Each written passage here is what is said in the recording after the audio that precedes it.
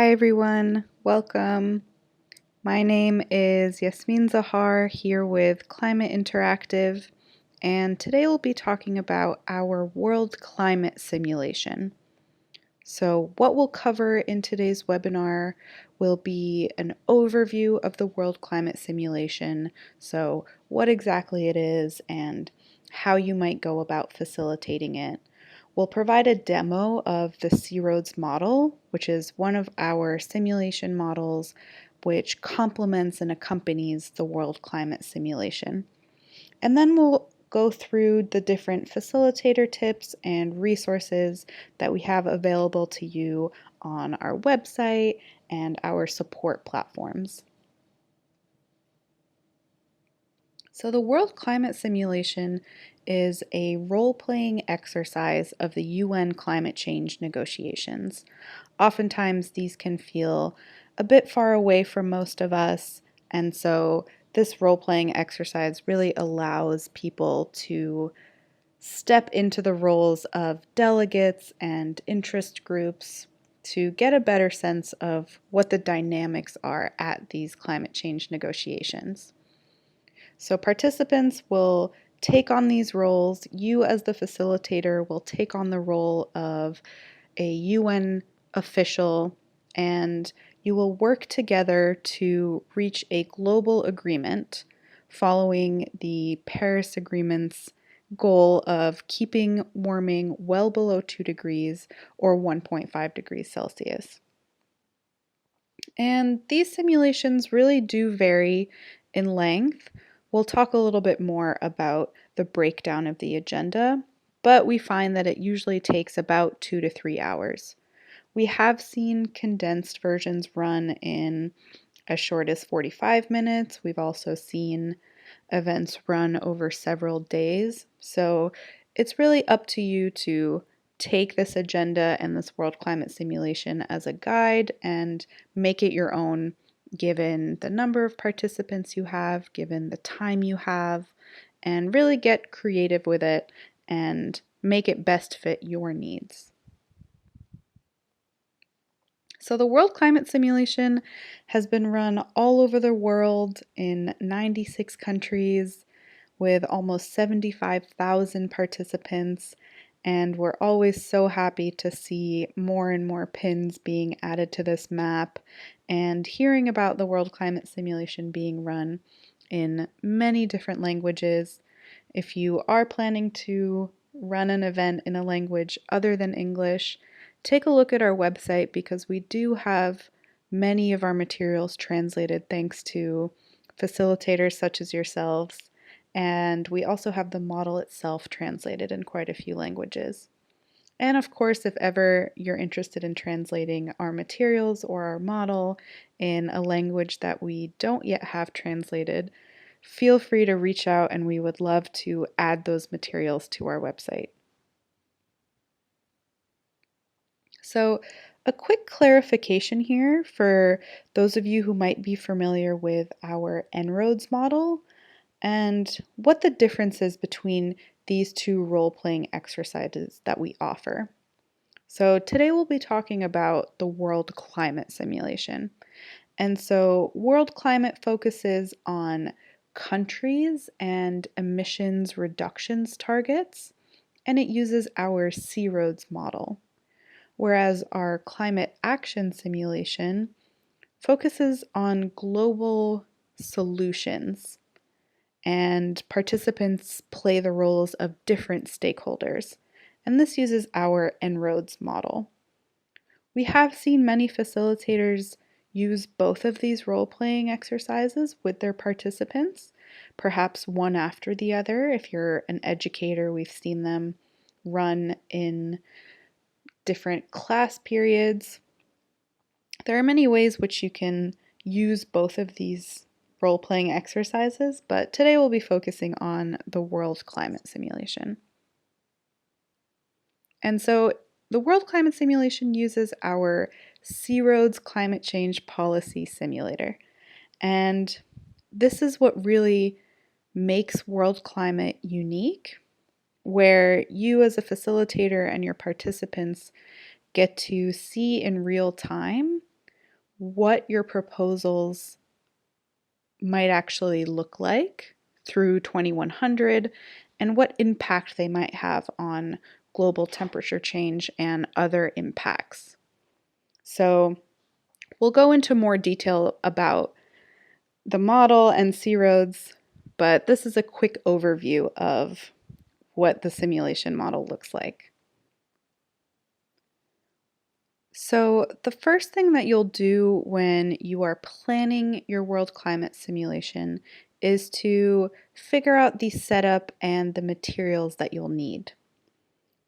So the main decision that you'll have to make when figuring out the type of world climate simulation that you'd like to run is which version you'd like to use. So we offer a 3-region or a 6-region version of the game. The main difference here is just the number of groups and how we've chosen to split out the countries and regions. With our 3-region version, we have developed nations, developing A or rapidly emerging economies, and developing B nations, which are all other countries. With the 6-region version, we've pulled out the United States, the European Union, China, and India to be their own groups. And then we've got other developed nations and other developing nations. The main thing to consider here between the two versions is the number of participants that you have. You'll want group sizes to be big enough where there are enough people to share ideas, but not too big where people aren't able to speak up. So typically we have found that groups between 4 and 10 people tends to be a good size, especially if you're running the event online. It can be a little bit harder to manage a much bigger group. So once you've decided between the different versions, you can also think about whether or not you'd like to include some or all of these additional groups. These groups are optional and they don't play exactly the same role as the country or regional groups do. So these are what we call our observer groups or our interest groups, where participants can take on the roles of different parties and groups that show up at the UN climate negotiations who may not have official delegation power as some of those regional or country groups do. So here we've got climate activists, the United States Climate Alliance, fossil fuel lobbyists, and the press corps. So even though these groups aren't able to make official pledges in the World Climate Simulation, they are able to negotiate with other groups, share what their priorities are, and try to convince the country and regional groups to put forward proposals that further their interests. So once again, these groups are optional, but can be included to give a more rounded version of the game and to add groups if you need to increase the number of groups given the size of your participants. So once you've figured that out, you then switch over to the materials that you'll provide to your participants. The first is this confidential briefing statement. So we've created these briefing statements for every group, including those additional interest groups. And essentially this breaks down that group's priorities and interests and provides some guidance about what they might propose or present. So these briefing statements are a great way to kind of get everybody on the same page and allow participants to take part in this world climate simulation without having a big background in climate change negotiations or climate policy or even climate in general. So these briefing statements really allow anybody to partake in the simulation, even if they don't necessarily have too much of a history in the subject. So because of these briefing statements, we really encourage you to run this simulation with any group. And of course, you can always add additional information slides to get everybody up to speed. So each group and each participant will receive a briefing statement, and the country and regional groups will also get this proposal form. So this is what they're officially proposing in terms of emissions reductions to the UN during these negotiations. So to break down this proposal form a little bit, they'll enter in their country or their region, and they'll make some decisions about their emissions reductions. So first they'll decide in what year their emissions will peak. If it's a group that have already peaked their emissions, they'll just write the current year. And then they'll decide if they want to reduce their emissions and at what rate. So they'll enter a year to start reducing, and they'll enter an annual reduction rate. And in the briefing statements, we offer a bit of guidance on what a feasible reduction rate might look like. And then they'll make some decisions about land use and forestry. The first one will be about the prevention of deforestation. So they'll choose the amount of effort they would like to take. So if they put 0%, that means that they won't change from their business as usual path. They'll continue as expected and as projected, and 100% will mean they're taking the maximum possible effort to reduce deforestation in their country or region. And the same concept applies for the next box, the afforestation effort. So a 0% indication here would mean that they won't be afforesting any new area, and an 100% action here would mean they're taking the maximum feasible effort that they can and planting trees on all of the available land in their country or region. So for both of these, they'll put a number in between 0 to 100, given the amount of action and effort that they would like to take. And the final concept here is climate finance. And here they'll enter in how much they'd like to contribute or request to a global climate fund. And this box here isn't included in the C-ROADS model and serves more as a negotiating tool and an introduction to the concept of climate finance. So oftentimes when groups are negotiating with each other, it's a great way for them to offer stronger targets contingent on receiving, for example, $10 billion a year. So really encourage your participants to think about this global climate finance aspect and how they might use it to achieve their goals. So those are the main materials and setup needed. And here is a breakdown of the World Climate Simulation agenda. And as mentioned, this really serves as a guide for you to build off of and choose how you would like to run the World Climate Simulation given your time limit and given your audience. So here's how we tend to break it down in a typical 3-hour session. And we'll go over each of these in more detail. So you'll start off with an introduction, just as yourself, your participants as themselves, and you'll provide a bit of guidance and context about the simulation and the roles that the participants will play and what the aim of the game is. And we've also included in our introductory presentation slides some slides on climate science, impacts, climate goals to allow you to provide that introduction to your participants if you would like. Of course, all of these slides are optional and just there for you to pick and choose from, but we find that it gives a good grounding for your participants. And if you've chosen to wait until the simulation itself to assign your participants, you can do so in the introduction.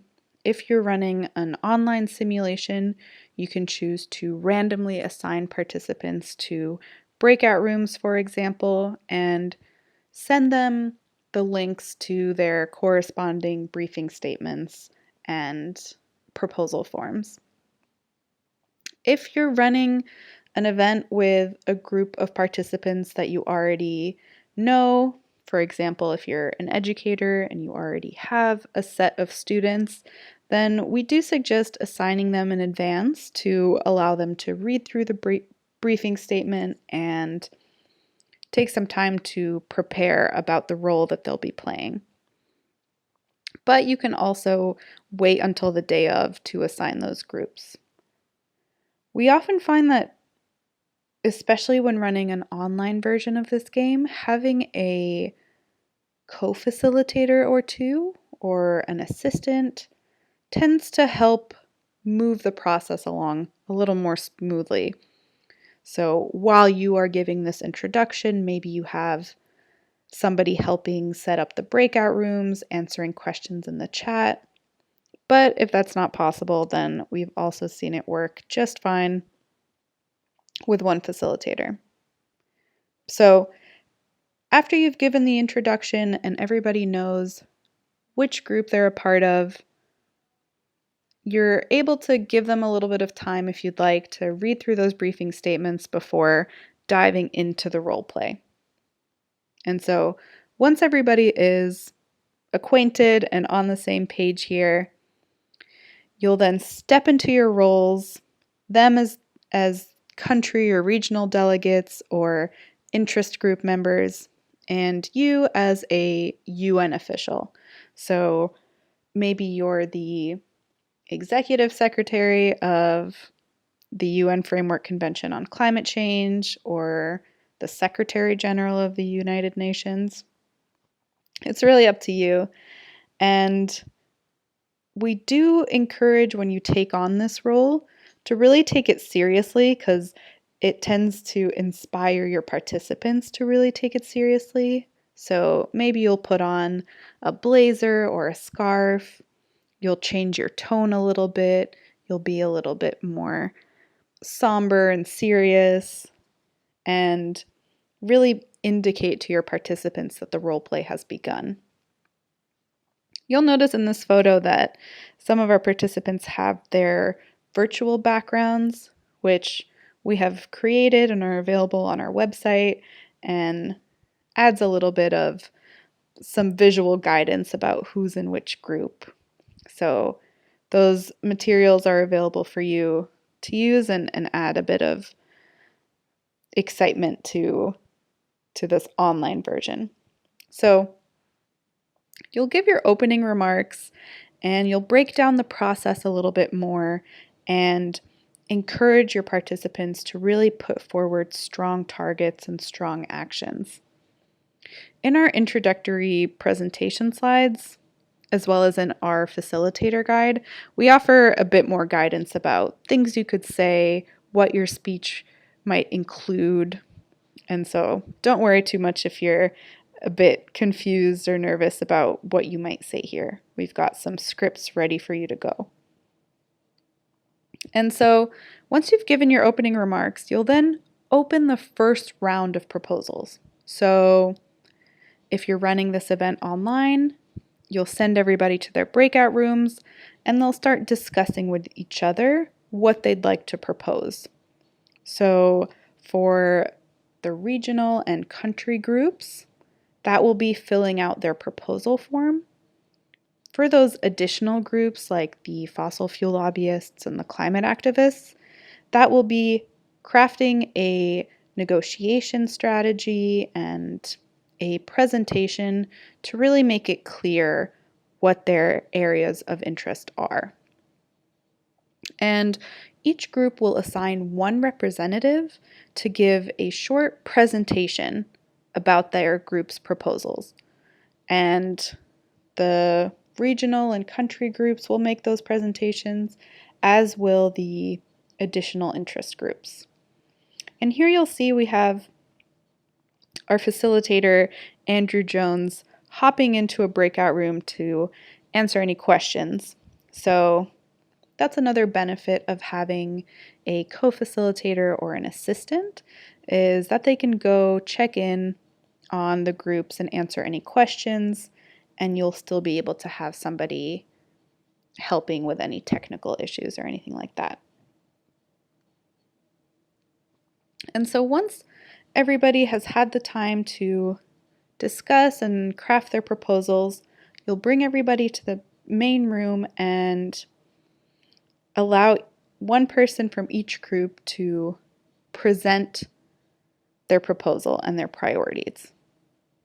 And as especially the country and regional groups are reading out their proposals, you'll jot them down in something that looks like this, a proposal summary. You can use the table that we have here and fill it out in your slides. You can choose to handwrite it. You can choose to have it open in a spreadsheet. Really up to you, but it is important to note down everybody's proposals. And once everybody has had the chance to present and you've been able to note down everybody's proposals, that's when you'll enter those proposals into the C-Roads model. So again, if you're running the event online, you'll pull up the C-Roads model and you'll share your screen and enter in those proposals. So here is the C-Roads model.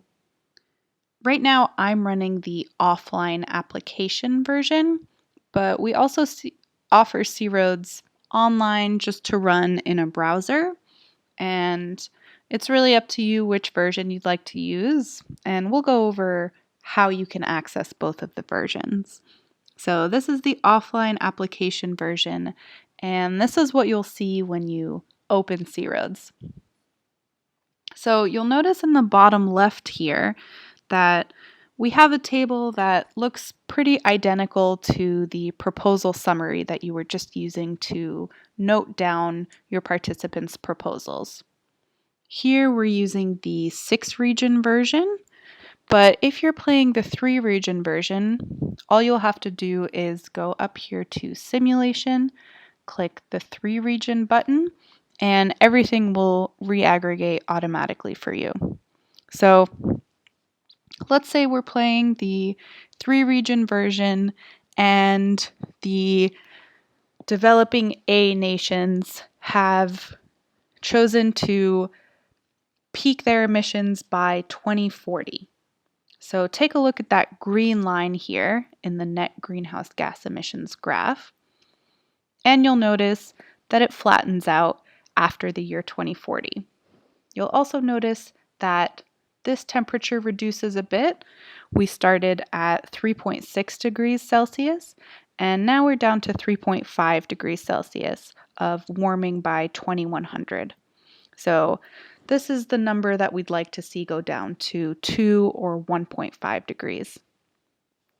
In the top right, we have our temperature increase graph, where we have our baseline scenario in black and the current scenario that we're building in purple. So ideally, this purple line will begin to depart more and more from the baseline and inch closer and closer to the 2 or the 1.5 degree dotted lines here. So the developing A group has proposed to peak their emissions by 2040, and let's say they choose to start reducing in the year 2050. You'll notice the green line doesn't move quite yet, and that's because the groups need to establish a reduction rate if they're establishing a reduction year. So let's say the developing A group wants to reduce at a rate of 3%. Then you'll see that green line decrease starting in 2050 at a rate of 3% per year. You'll see that this number is continuing to decrease here at 3.3 degrees Celsius. And so let's take a look at their land use and forestry proposals.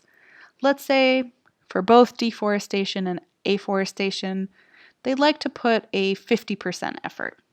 So you'll start to see that line move down a little bit more for each of these.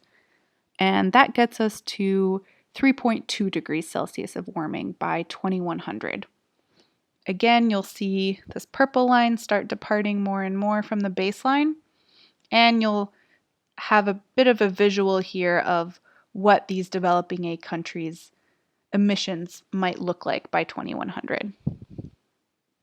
And you'll do the same for the developed group and the developing B group. If you'd like to explore different impacts here or different concepts, we do offer a few different graph options for you. If your group is particularly interested in energy CO2 specifically, you can have that up here. If you'd like to dive a bit more into the land use sector, you can look more specifically at the land use emissions. If you are looking at emissions per capita, for example, this offers a bit of guidance on that. And you can always return to the default graphs. On the right-hand side, we have what we call our impact graphs. So let's say you want to know more than just the temperature increase by 2100. Let's say you're curious about sea level rise, for example. This will give you some context on what sea level rise might look like by 2100.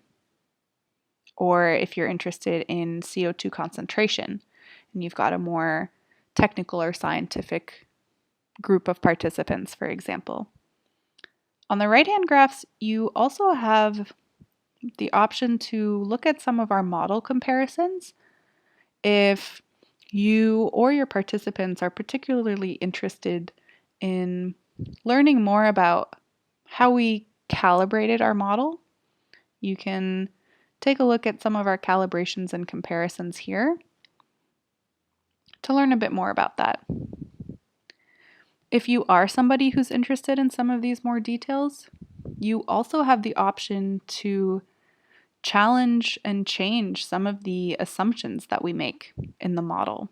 So if you go up here to simulation and click on assumptions and sensitivities, these are some assumptions that we make on some of the climate science and growth factors that are included in the model. And they're adjustable if you disagree with us or are just curious about what the model might look like and how it might work with different values here. So if you think climate sensitivity should actually be at 2.5 degrees Celsius, the model will readjust to take that into account. You can always reset it and close it out here. And as I mentioned earlier, both our materials and the model are available in quite a few languages. So to take a look, you'll go to language menu here, and you'll be able to see the different languages that we have available for C-Roads. So the whole model will appear in your language of choice, and you can always go back to English if you'd like. For those based in the US, if you prefer to use US units for things like temperature change, you can click on US units and you'll have things updated to Fahrenheit. So as you're preparing for your simulation, I really encourage you to take some time to get familiar with C-Roads and the different views and graphs that it offers and get a bit of a better sense of how you might use C roads during your simulation. And so after you've entered in everybody's proposals, you'll see where your group has reached by 2100. Almost always the group doesn't reach the 2 or 1.5 degree goal after the first round. So that gives you an opportunity to re-inspire your participants to put forward stronger actions and really shed some light on the gravity of the situation and the importance of putting forward stronger targets.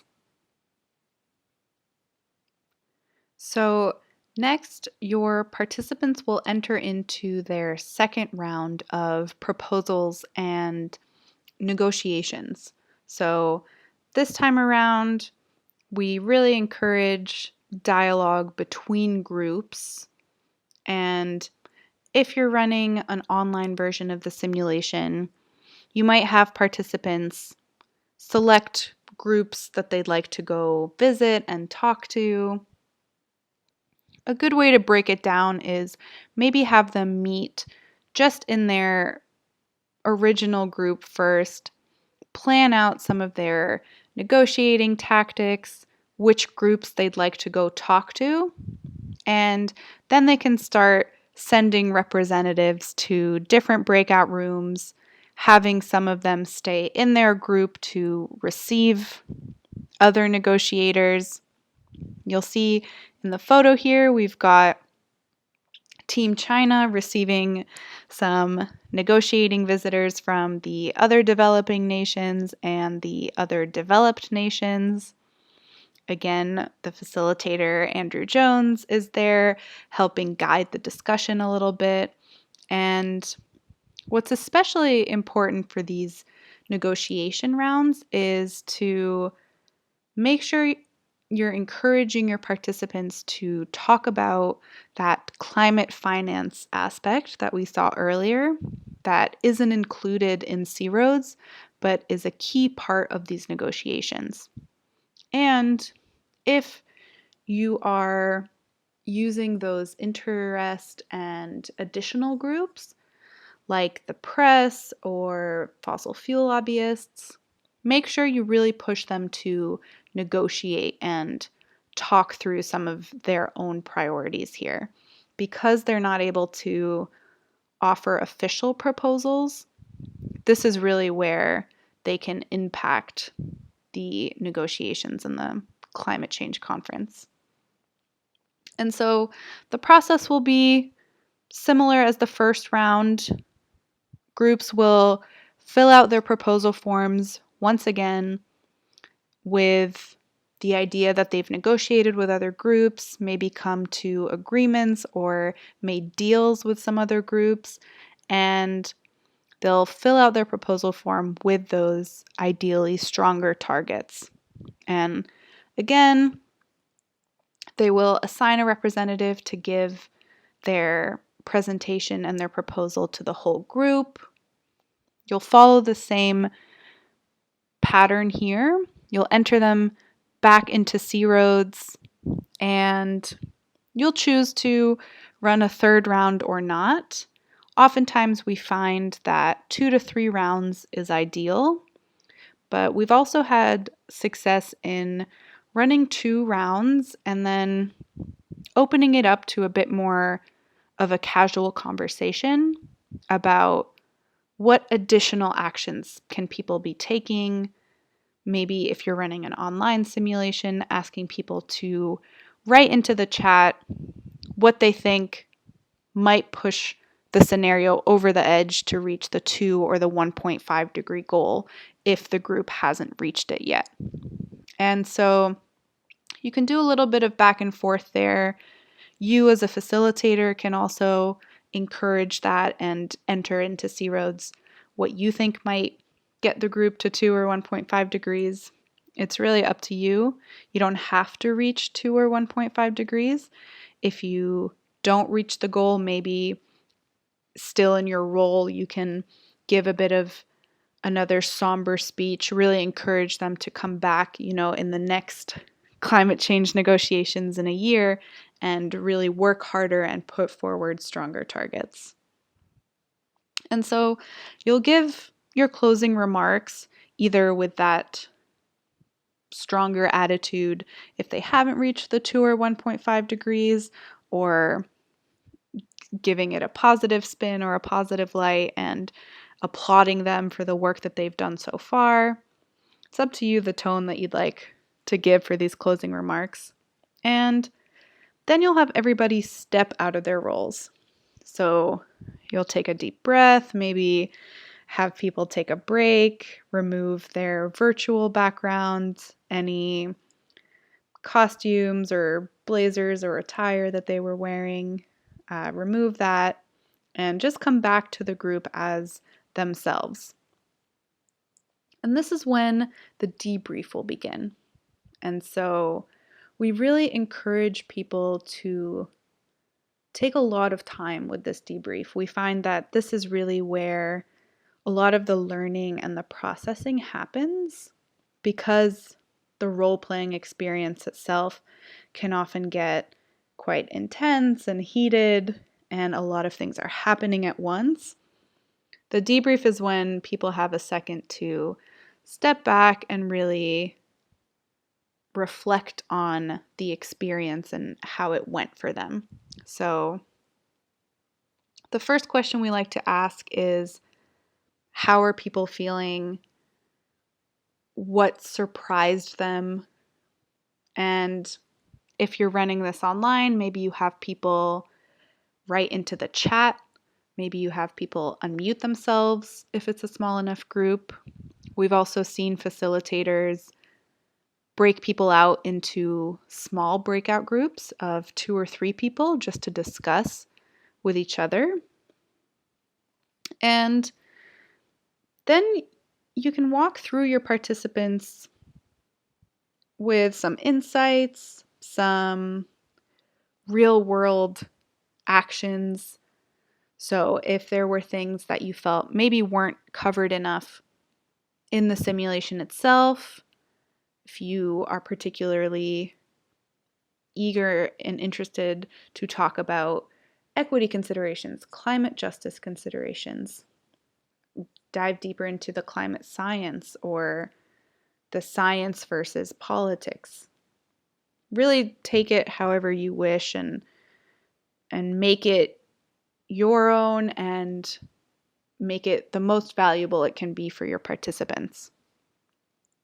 It's also great to talk about what's currently been happening in the real world.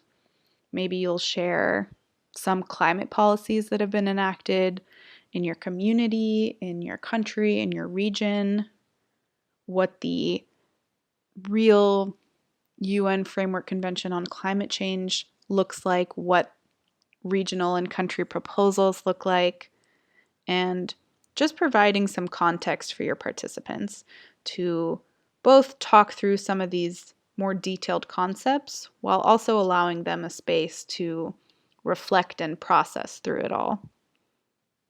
And then ending it on action. So what can they do after the simulation? Maybe you'll compile a list of local climate groups they can get involved with.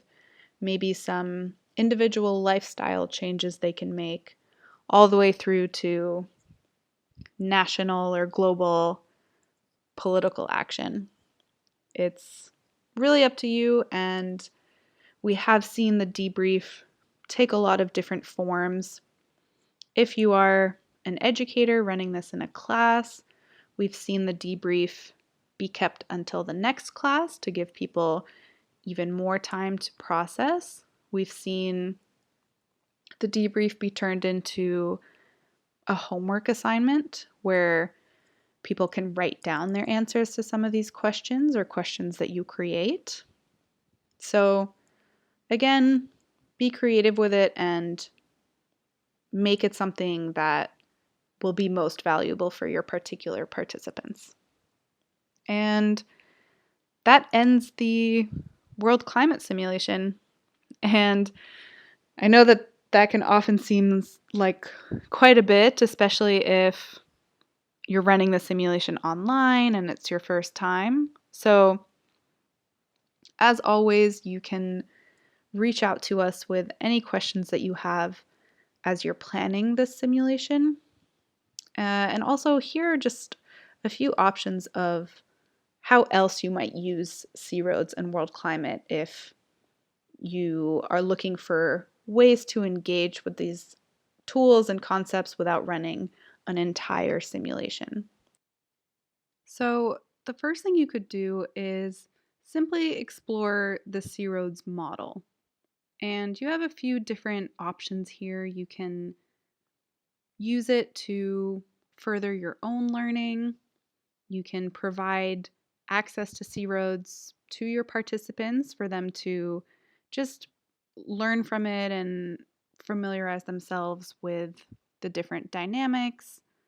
Or you can use our C-roads homework exercise, which is essentially a set of questions that we've provided for you to give to your participants to help guide them through the C-roads model without having to do an entire simulation.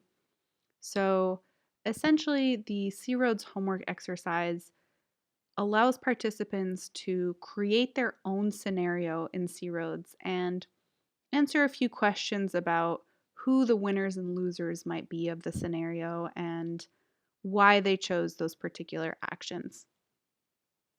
Something else that we've seen quite popular with our En-ROADS facilitators is pairing C-ROADS or parts of the world climate simulation with an En-ROADS experience.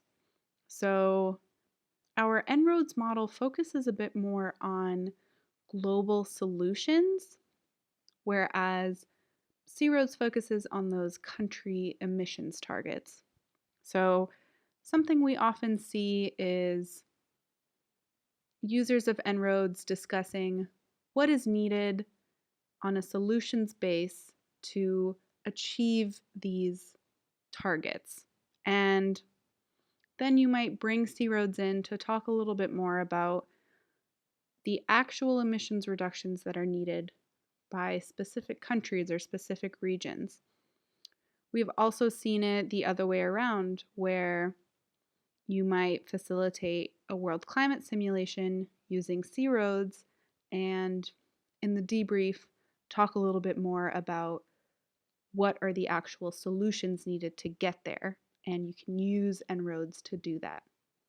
And En-ROADS is a bit more of a technical model than C-ROADS is and requires a bit more training to really grasp the use and the concepts. So if you're interested in learning more about En-ROADS and facilitating En-ROADS, we have a lot of resources on our website to help guide you through that.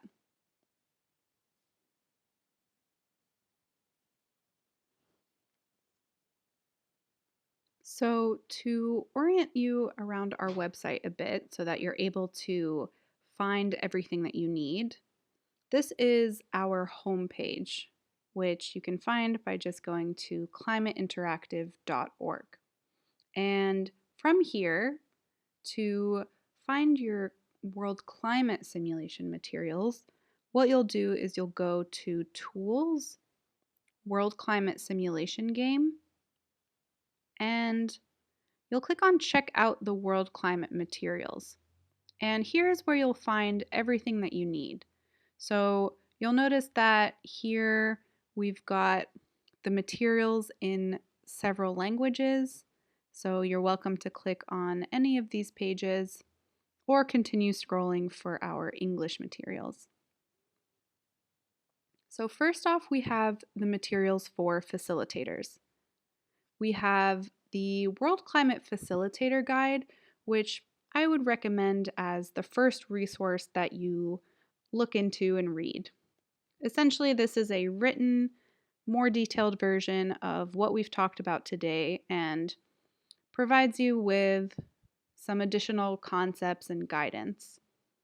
Then we've got the presentation slides here, and the presentation slides are what we talked about throughout the webinar where you'll find those introduction slides, process slides, scripts for your role as a UN official, and debrief slides. And these supplemental slides are just additional slides that we've compiled over time for you to just pick and choose from and decide which ones you'd like to add to your main presentation slide deck. And then finally, we've got the C-Roads simulator. So if you click here, you'll be taken to this page where you have two options as we discussed. You can either download C-Roads and run it as an offline application as we did today, or you can simply run C-Roads online. So if you click here, you'll see the online browser version of C-Roads. And so going back to our main facilitator materials page, if you continue scrolling, we have a few additional materials if you're running the game online. So we have some specific tips for running the game online. We've created some worksheets and slides to help guide you and your participants during the simulation. And then we have the materials for participants. So these are the briefing sheets, which we have for regions, for your 3-region or 6-region version, as well as the additional groups here. And here's your proposal form and any labels or table cards that you might need or use. And you'll see here we have a register a world climate event button. And what this means is essentially just letting us know that you're using our tools. So this is how we get those pins on that map we saw at the beginning. It's how we know how many people are using our tools, how exactly they're using them. Are people running world climate or other experiences? It really allows us to have a good sense of how our tools are being used around the world. And it also provides you with a way to send us feedback about how an event went for you. So you're free to fill this out before or after an event. And at the bottom here, we'll ask you if you have any additional comments or how it went so that we can respond to any of your concerns or take in any of your feedback. So this really allows us to continue offering these tools for free. So we really urge you to register your events, no matter how big or small. And going back to the World Climate Facilitator Resources page, if you continue scrolling, you'll find the additional materials here that you might take a look at just to see if they might be helpful. So if you're running World Climate for younger folks, we have some tips for that. If you're running World Climate for quite a large group, or if you need to do it in a condensed time, take a look at this and see if there's something here that might be useful. Here's where you'll also find this homework exercise that we talked about. And you'll also find our reference guide here. So for those of you who might have been interested when we were going over the C-Roads model about some of those calibration graphs and our assumptions, this is where you'll find all of our structures and equations that we use in the simulator. So this is the main page for you to take a look at. We'll also provide you with some videos here. So if you go to Get Involved and Videos, and then you click on World Climate Videos, here you'll find some more guidance about how to run World Climate. So we have clips of facilitators running a simulation so that you can get a sense of what the dynamics are, what kind of energy is needed or takes for this kind of simulation, and just learn a little bit more about how other facilitators run these events. And those are really the main resources that we have available for you on our website. And if you're interested in En-ROADS, you can go to Tools and En-ROADS here, and we'll break down a few of the different experiences that we offer with En-ROADS. So you'll be able to access the simulator itself, which at the moment only runs online in a browser and looks like this. So here's where you can test particular solutions at a global scale and see what their impact is. So if you're interested in using En-ROADS and learning more about it, take a look at this page and find the different experiences that you most would like to use or run. We have workshops, role-playing exercises, and free online trainings. So take a look and see what works best for you. And as always, you are welcome to reach out with any questions. The best way to connect with us is through our support platform, which you can find by going to support.climateinteractive.org. On our support platform, you'll find our user forums where you can exchange any insights, questions, experiences with other users. We also have a knowledge base with our frequently asked questions that you can look through and read through and see if there's something there that might be useful. And of course, you can always just create a new support ticket, which sends us a private inquiry and we'll be able to respond to you directly. So don't hesitate to reach out with any questions that you have as you familiarize yourself more with our guides and our materials and our tools. And as always, we're happy to hear from you and eager to hear how the events go for you. So thank you all so much for joining. And if you have any questions, ideas, or comments, you can feel free to reach out to me directly at yzahar@climateinteractive.org. And I am looking forward to hearing from all of you about your upcoming events. Thanks, everyone.